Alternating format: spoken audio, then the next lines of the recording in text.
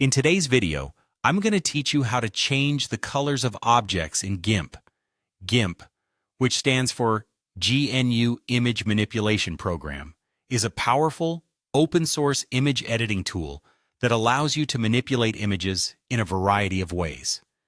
Today, we're focusing on changing the colors of specific objects within an image, a skill that's incredibly useful for both digital artists and photo editors alike. So let's jump right in. First, we need to select the object whose color you want to change. The selection tool is crucial here.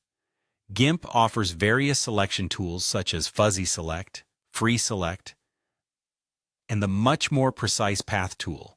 Choose a tool that best suits your object's shape and complexity. For simpler or more defined edges, Fuzzy Select works wonders. For more organic shapes, the Path or Free Select tools will give you more control. Once you've made your choice, carefully outline the object, ensuring that it's fully selected. This step lays the groundwork for a smooth color change process. Now that we've got our object selected, it's time to move on to the Colors menu at the top of your screen. Click on this menu and find the option for Hue Saturation. This feature is a gem in photo manipulation, enabling you to tweak the color properties of your selected area without affecting the rest of your image. Once you're in the Hue Saturation dialog box, you'll notice a series of sliders. Here, the primary one we're interested in is the Hue slider, which lets you shift the color spectrum of your selection. Adjusting the Hue slider is where the magic happens. By sliding left or right, you can alter the color to your liking. Watch how the color changes in real time, and take this opportunity to explore different shades and tones. You can also experiment with the saturation and lightness sliders, which allow you to control the intensity and brightness of the color, adding another layer of customization.